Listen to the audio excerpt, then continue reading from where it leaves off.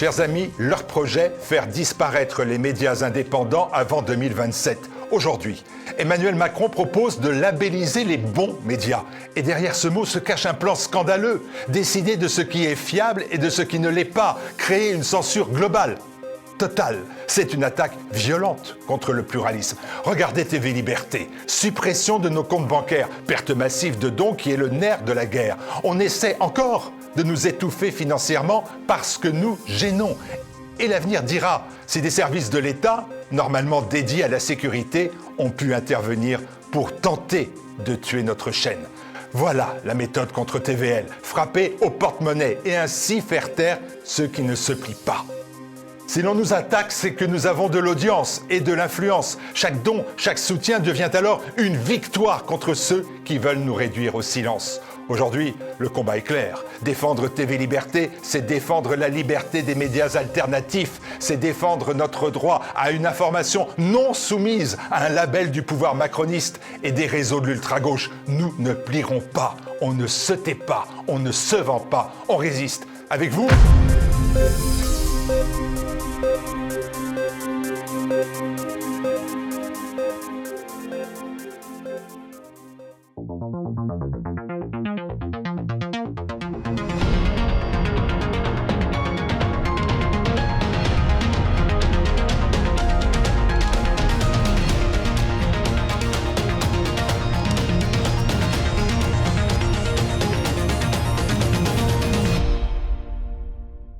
Bienvenue pour ce nouveau numéro de Immédiat en compagnie de Jean-Yves Le Gallou. Bonjour Jean-Yves Le Gallou. Bonjour Floriane, bonjour Martial. Floriane Janin, qui est l'animatrice et la conceptrice de Immédiat, a eu tout simplement un petit accident de vélo aujourd'hui, ce jeudi. Alors, rien de grave, mais nous la retrouverons la semaine prochaine. Et en attendant, je vais jouer le rôle de roue de secours, puisqu'on parlait de vélo. Nous assurons la continuité du service information. Voilà, et on lui souhaite bien évidemment un prompt rétablissement, évidemment.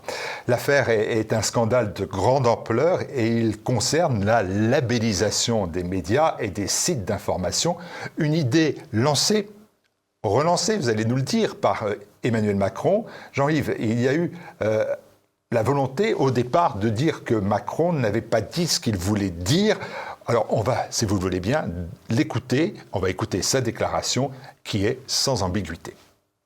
Je pense que c'est important qu'il y ait une labellisation faite par des professionnels qui puissent dire « ceci correspond à la déontologie de gens qui manipulent de l'information ». C'est une matière dangereuse, en fait, l'information. Et donc, il y a des règles déontologiques. On doit avoir un processus de labellisation fait par les professionnels, en disant « ça, c'est des gens qui sont sérieux, ça, c'est pas des gens qui informent ». La déclaration, elle est claire. Jean-Yves, est-ce que cette déclaration, elle est sans ambiguïté ? Elle est sans ambiguïté, oui, il veut labelliser. Alors la question qui se pose est de savoir qui donnera le label. Est-ce que c'est l'État ? Est-ce que c'est des institutions privées ? Est-ce que c'est des lobbies privés ? Oui, il y a une question sur qui donnera le label, mais oui, il veut labelliser.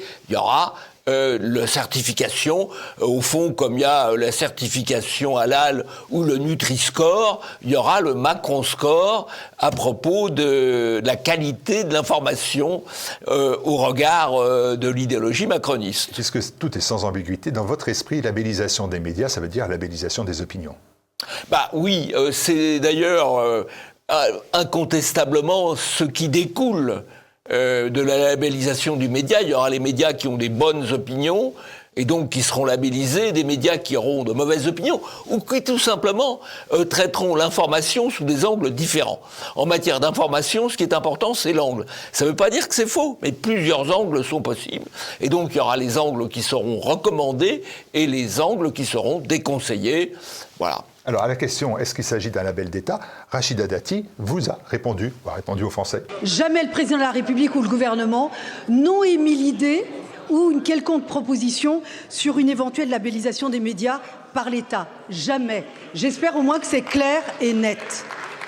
Ensuite, quel est le défi auquel on fait face aujourd'hui, et notamment nos médias traditionnels, qu'ils soient d'ailleurs de droite ou de gauche? Ils font face à une prégnance de plus en plus importante des réseaux sociaux, mais aussi des influences étrangères dans le débat public. C'est ça le défi auquel nous sommes confrontés aujourd'hui. Déclaration de Rachida Dati qui monte au créneau, elle a bien du courage. C'est un lieutenant qui monte à la défense de son général. C'est quand même une ministre de M. Macron. Alors elle sait de temps en temps faire des petits coups de séduction, des œillades vers la droite, mais c'est un ministre de Macron, faut pas l'oublier quand même. Ce qu'elle vous dit, Jean-Yves, c'est qu'on n'est pas en URSS. Hein. Ah bah écoutez, alors on n'est pas en URSS, mais l'URSS, ce n'est pas le gouvernement qui contrôlait l'information.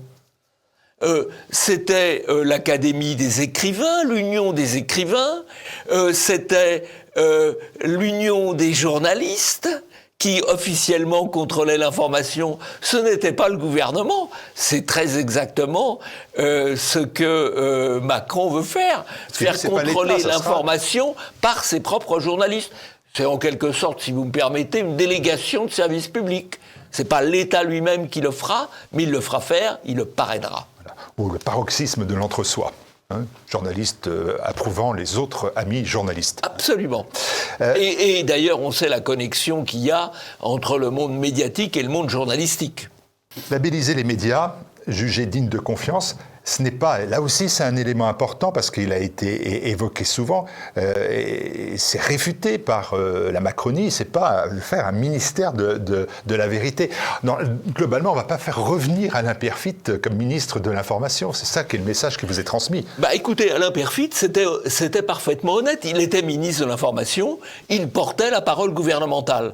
C'est un angle, la parole gouvernementale. C'est normal qu'il y ait une parole gouvernementale qui soit portée, mais ça n'interdit pas qu'il y ait des périodes et qu'il y ait des paroles alternatives.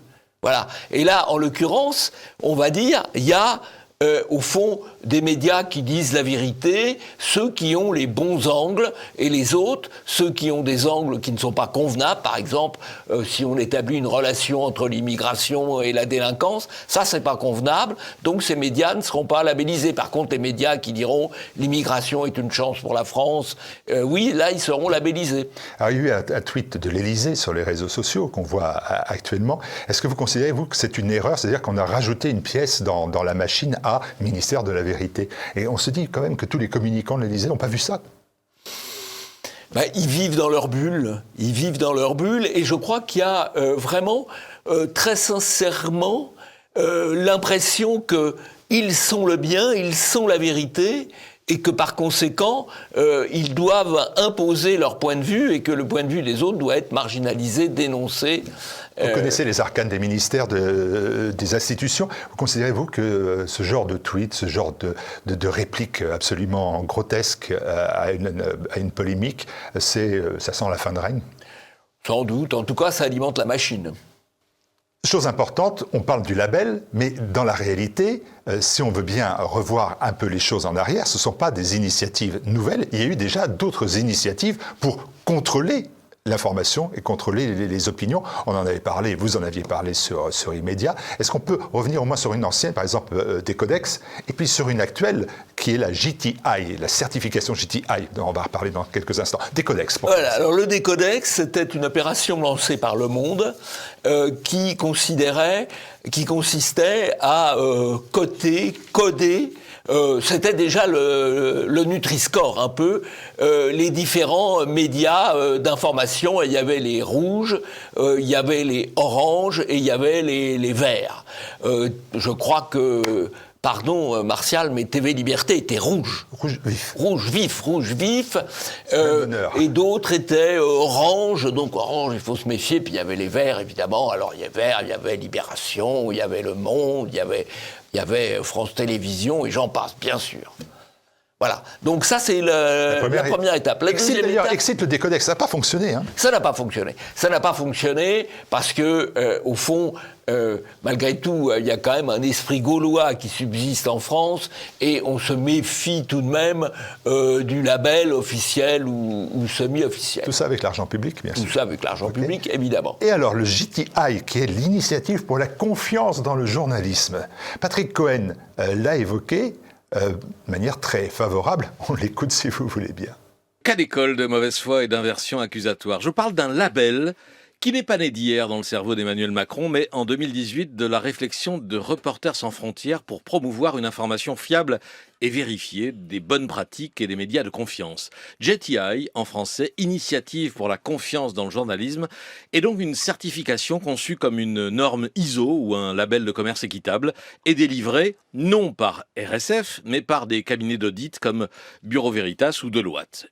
Patrick Cohen, c'est un habitué de E-Media, on le voit souvent. Hein. Ah oui, c'est un de nos beaux clients. C'est aussi un bon client des Bobards d'Or. Il a été distingué plusieurs fois, notamment d'une muselière d'or, puisqu'il veut faire taire les autres. Il ne se contente pas de désinformer. Qu'est-ce que la JTI, cette norme internationale lancée en 2019 par Reporters sans frontières? Et hasard. Alors, ça, si vous voulez, c'est la tendance générale où on labellise. On labellise, effectivement, avec des sociétés de conseil, des bureaux Veritas, que sais-je encore. Et donc, c'est appliqué en quelque sorte un bureau Veritas à l'information. Alors, ce qui est assez amusant, c'est qu'il y a un groupe de presse, il y a un certain nombre il y a beaucoup de groupes de presse dans le monde qui sont candidats. Il y en a très peu qui ont encore eu l'agrément, puisqu'ils n'ont pas fait la démarche complète. Et en France, il y a un groupe de presse qui a l'agrément JTI, qui est le groupe EBRA. Qu'est-ce que c'est que le groupe EBRA? C'est la presse quotidienne régionale de l'Est de la France, la Bourgogne, l'Alsace, la Franche-Comté, etc.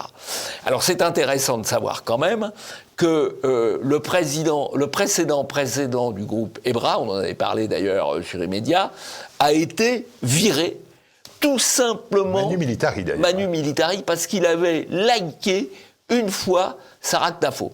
Il n'avait pas reposté, il avait juste liké. Alors qu'on peut tout à fait liker. Moi, il m'arrive effectivement même de reposter des points de vue avec lesquels je ne suis pas d'accord, mais parce qu'ils me paraissent intéressants. Voilà.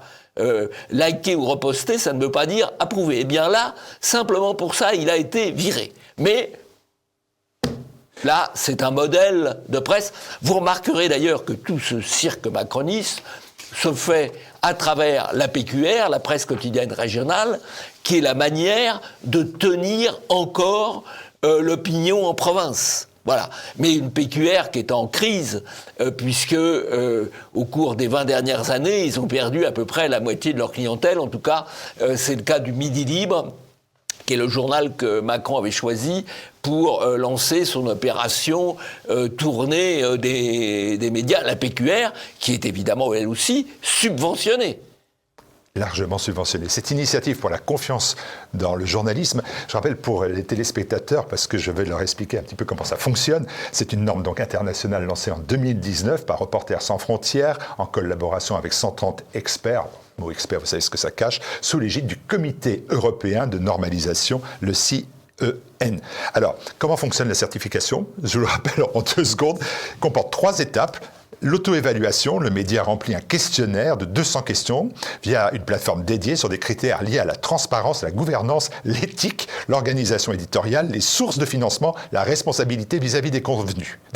Puis après, il y a la publication d'un rapport de transparence. Le média publie publiquement ses réponses. Cela permet aux lecteurs, partenaires et donateurs de vérifier les engagements. Et enfin, il y a un audit externe, dit optionnel quand même, mais qui amène à la certification. L'organisme indépendant accrédité effectue un audit, donc un organisme indépendant, bien évidemment, suivez mon regard. Si le média satisfait aux critères, le JTI lui délivre une certification valable pour une période donnée qui est renouvelable. Et toute cette notion de JTI est codifiée sous la norme CWA 17493-2019.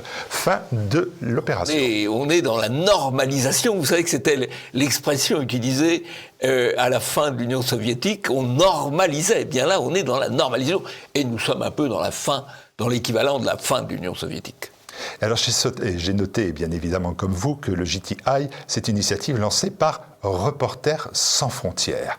Et cette notion de labellisation, elle a été aussi lancée par Reporters sans frontières. On retrouve donc RSF dans toutes ces actualités-là. On retrouve RSF et on retrouve le patron actuel de RSF, qui est un ancien des médias publics, qui est un ancien du Monde, qui est un ancien de Libération, qui est monsieur Pierre Aski, qui est bien connu de nos services, Pierre Aski.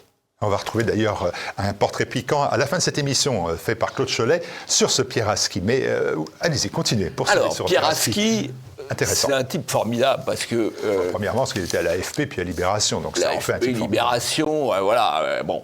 C'est un type formidable parce qu'il a obtenu mieux qu'un bobard d'or.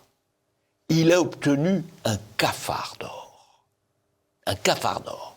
En 2011, c'est l'affaire de ce qu'on a appelé l'ophtalmo-raciste. Qu'est-ce qui se passe ?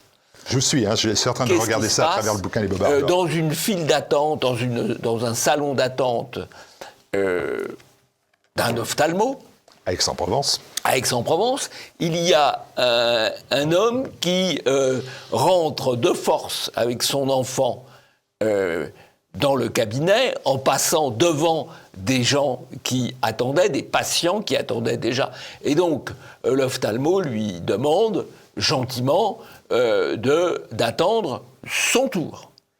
Et ce personnage explique que l'ophtalmo lui a dit « Sale arabe, dégage !»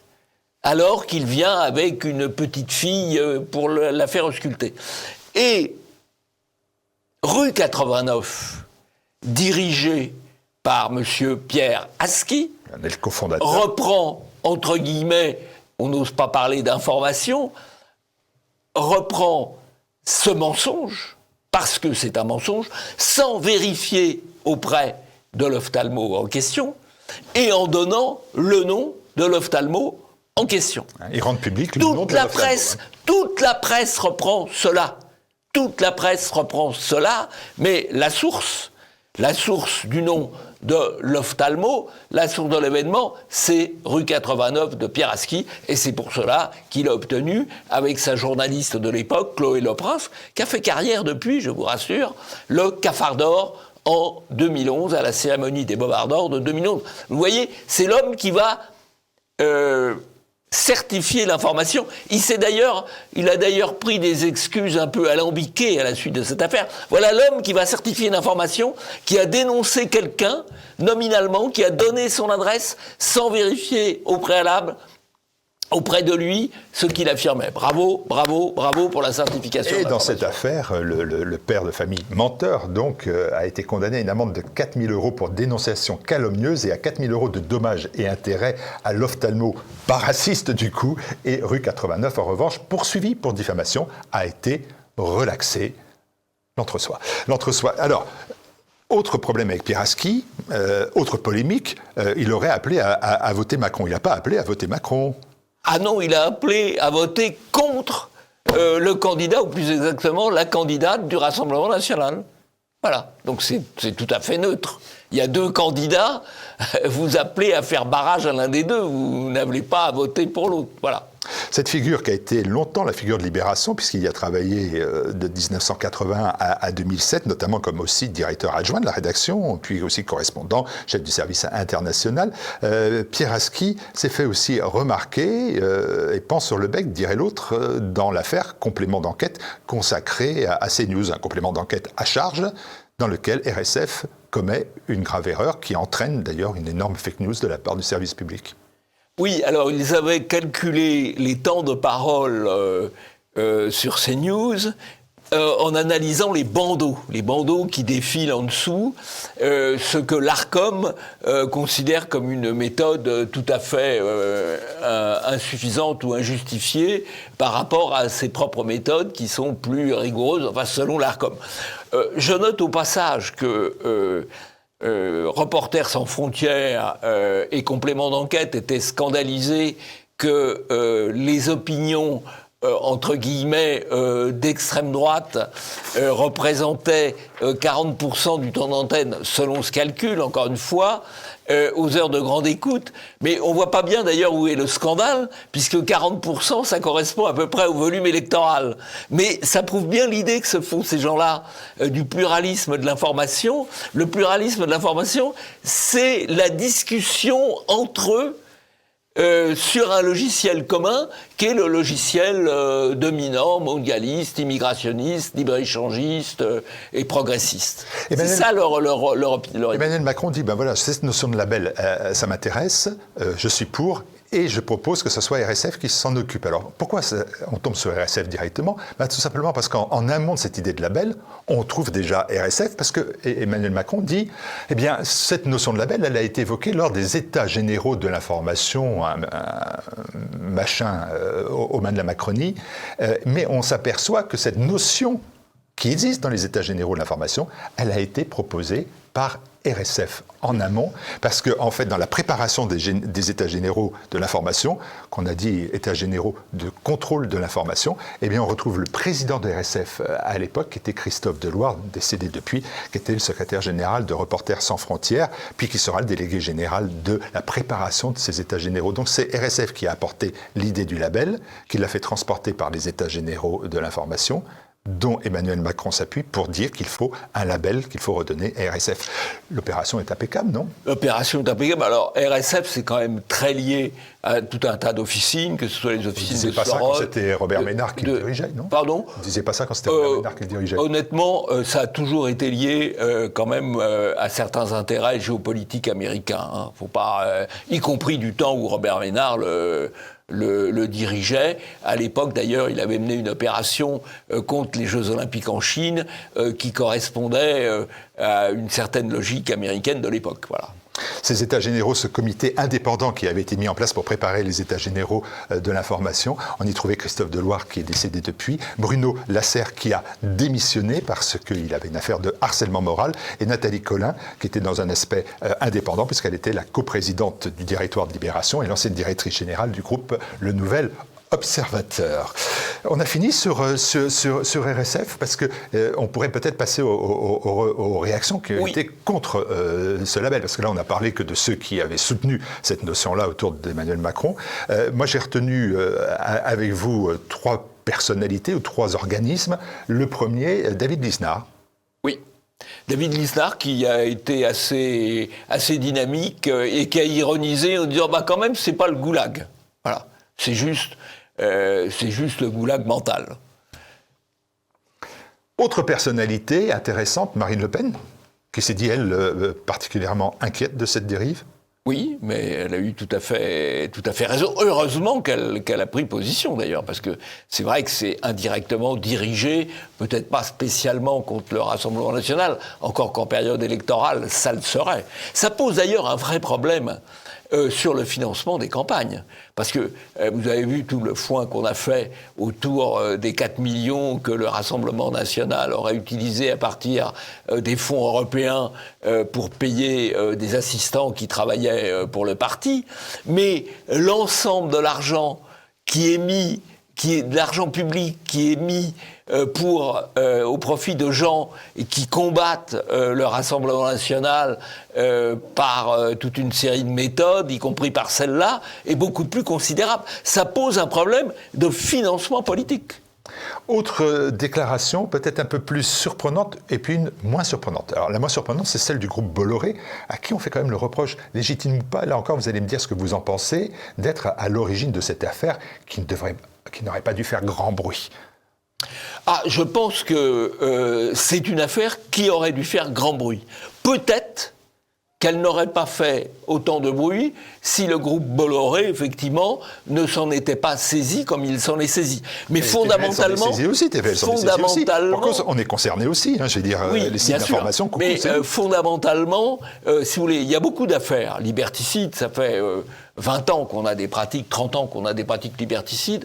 Très souvent, c'est le silence, en dehors, effectivement, d'un certain nombre de médias alternatifs. C'est le silence des politiques, c'est le silence des autres médias. Là, effectivement, ça a fait du bruit, notamment parce que le groupe Bolloré s'en est emparé, mais indépendamment du groupe Bolloré, c'est fondamentalement scandaleux, ça légitime l'indignation. Alors, le quotidien Le Monde a quand même fait part d'une petite inquiétude possible sur la notion de labellisation, tout en soutenant le projet. Par exemple, on a un cas surprenant, c'est celui que je voulais évoquer, c'est celui de Nicolas Bétoux, qui est le directeur du journal L'Opinion. Oui, alors... qui pourtant a une opinion un peu alternative. C'est assez intéressant de voir que, effectivement, l'opinion prend une opinion un peu moins conformiste. Il y a d'ailleurs deux éléments, moi, qui me frappent. Il y a d'abord cette condamnation sèche de ce projet, et il y a aussi le fait que l'un des proches de Bétou, M. Merchet, ait relayé les propos de l'ancien inspecteur général de l'armée de terre, qui sont des propos un peu critiques par rapport au va-t-en-guérisme des militaires officiels. Donc c'est assez intéressant. Ça veut dire que je pense il peut y avoir un certain nombre de grands oligarques, parce que Bétou est quand même un grand oligarque, qui commencent à se poser un certain nombre de questions par rapport à la doxa. Fin de règne aussi. Fin de règne aussi, bien sûr. Donc on peut changer Bien aussi d'écurie. Bien sûr, bien sûr. On parlait de label. À qui on pourrait donner le label ? Est-ce qu'on pourrait donner le label au service public, sérieusement ? J'ai vu d'ailleurs que ses téléspectateurs étaient les plus âgés en France. On est au-delà de 67 ans en moyenne. C'est un bel âge, mais ça fait quand même une chaîne qui est vieillissante. Ah, c'est une chaîne qui est vieillissante, alors qu'il y a quand même une influence plus forte. Je pense que ces chaînes-là ont quand même une influence plus forte que la proportion du public qui touche. D'abord parce que le public âgé, c'est le public qui vote, donc ça c'est quand même un effet important. Et deuxièmement, ils produisent quand même beaucoup de contenus qui sont ensuite utilisés, relayés par d'autres. Donc proportionnellement, leur importance est plus grande que les simples chiffres. À travers le monde aussi, en matière etc. de labellisation, permettez-moi un dernier point humoristique qui remonte tout simplement à avant-hier, où Madame Léa Salamé a projeté de manière sans aucune distanciation pendant 3 minutes une farce. Enfin maintenant on dit un prank, c'est-à-dire quelqu'un qui a monté une blague, c'est assez drôle, où il explique avec tout un cahier comment il achète moins cher, comment il valorise ses bons dans les supermarchés. Enfin c'est absolument extraordinaire. On voit tout de suite que c'est bidon, mais c'est présenté de manière très sérieuse par Madame Salamé dans le journal de 20 heures de France voilà, qui mériterait une bourde d'or, voire une gourde d'or en la circonstance. Voilà. Mais et ça représente 15% du journal. Ça serait labellisé. Le sujet fait 15% du journal. Alors, il y a un intérêt du sujet. C'est qu'il montre qu'il n'y a pas de problème de pouvoir d'achat, finalement. Il suffit de regarder. Donc il y a un intérêt derrière la farce, quand même, qu'ils n'ont pas vu, il y a un intérêt pour servir le pouvoir, tout simplement. Et l'humoriste terminait en disant « J'ai dépensé 10,05 € à la caisse d'un supermarché discount dont on doit taire le nom. » Et il se retourne vers la journaliste en disant « J'aurais dû payer 13 €, j'ai gagné 3 €, ça m'a fait ma journée, et je suis très heureux comme ça, mais j'aurais voulu quand même passer en dessous des 10 €. » Et c'est comme ça que se termine le reportage. C'est dire, les grandes fake news, il y en a quand même du service public, il n'y a pas que celle-là, quoi. Ça, c'est une caléjade par rapport à... Ah bah alors, les grandes, la plus grande, on va dire, il y a deux grandes séries de fake news, de mensonges, de manipulations. Il y a eu, sur le Covid, il y a eu 2 affirmations. Alors, tout ce qui a été affirmé sur le Covid n'était pas faux, mais il y a eu 2 affirmations fausses, majeures, relayées massivement. C'est le vaccin empêche la contamination. Alors, le vaccin, il faisait peut-être avoir des formes un peu moins vives du Covid, mais il n'empêchait pas la contamination, et le vaccin n'a pas d'effet secondaire, alors qu'il n'y a pas un seul médicament au monde qui n'a pas d'effet secondaire, ne serait-ce que par l'effet nocebo. Voilà, bon. Donc ça a été quand même, ça nous a duré 5 ans, et ça continue quand même indirectement. C'est difficile d'en parler, les effets secondaires sur France 2, il n'y a pas d'émission spéciale, pas de complément d'enquête. Hein. Ah, pas encore, non. Et l'autre mensonge fabuleux, c'est tous les médias américains notamment, mais qui étaient repris évidemment en France, qui nous expliquaient la grande santé mentale de M. Biden. Alors qu'on sait aujourd'hui qu'il était hors d'état de gouverner et qu'il y avait une signature mécanique pour ses décrets. ces malades qui nous gouvernent. C'était un film. Et qu'il y avait des scènes d'ailleurs, des scènes où on voyait très bien qu'il était malheureusement pour lui, il était à l'ouest, si je puis dire, on le voyait, mais les médias disaient, il est impressionnant. Je me souviens d'un journaliste, Pila, qui est sur BFM, lui, il passe sur service public, expliquant les diplomates sont impressionnés par la vivacité de M. Biden. Il est toujours en place. Merci Jean-Yves Le Gallou. Alors, on a deux choses à faire. Déjà, on a dit souhaiter un prompt rétablissement à Florian Jeannin, qu'on retrouve bien évidemment en lieu et place jeudi prochain pour l'émission normale de Immédiat. Celle-ci est un tout petit peu modifiée, tout simplement parce que nous la faisons, il faut bien le dire, au débeauté. Et ensuite, je vous ai promis que nous allions parler de Pierre Aski, portrait piquant, grâce à Claude Cholet, qui va nous faire découvrir quelques facettes du personnage dont on parle vraiment et qui est d'actualité cette semaine. Merci Jean-Yves Le Gallou. Merci Martial Bild. Avec Pierre Aski, nous avons affaire à un journaliste qui va de média en média, menant très habilement sa barque jusqu'à Reporters sans frontières. Un ancien gauchiste qui prétend défendre la liberté d'expression à RSF, tout est dit sur cette ONG devenue une officine de police du journalisme. Pierre Aski est né à Tunis en 1953. Sa famille était déjà présente dans le pays avant l'instauration de la colonisation et s'installe à Paris en 1965. Jeunesse gauchiste au lycée Buffon, avant d'étudier le journalisme au CFJ, dont il est diplômé en 1974. Il rentre à l'AFP, qu'il envoie rapidement comme correspondant en Afrique du Sud. 1981, c'est le début d'une longue carrière à Libération. Il écrira la rubrique diplomatique, dirigera le service étranger, sera correspondant à Jérusalem, puis en Chine. Il revient au siège en 2006 alors que le journal va sombrer. Libération est sauvée une première fois par un milliardaire, cela va devenir une habitude. Cette fois-ci, c'est Édouard de Rothschild qui met au pot et se sépare de Serge July et de Pierre Aski à l'occasion d'un plan social. Avec ses indemnités de licenciement, il crée en 2007 le média participatif progressiste Rue 89. Ce dernier est racheté en 2011 par Claude Perdriel, alors patron du Nouvel Obs, qui promet à la rédaction l'autonomie au sein du journal. La lune de miel sera courte et Rue 89 deviendra une simple rubrique de l'Obs. Pierre Aski y conservera une rubrique et obtiendra son bâton de maréchal en 2017 en devenant président de RSF et il sera réélu en 2021. Rassurez-vous, ses amis ne l'abandonnent pas. Nicolas Demorand, ancien de Libération, l'accueille en 2018 dans le 7-9 qu'il anime avec Léa Salamé. Il y tient la rubrique géopolitique, succédant à Bernard Guetta, une autre figure de l'atlantisme libéral-libertaire. Pendant la saison 2018-2019, année des élections européennes, sur 206 chroniques, 57, soit plus du quart, sont consacrés au danger du populisme et du nationalisme.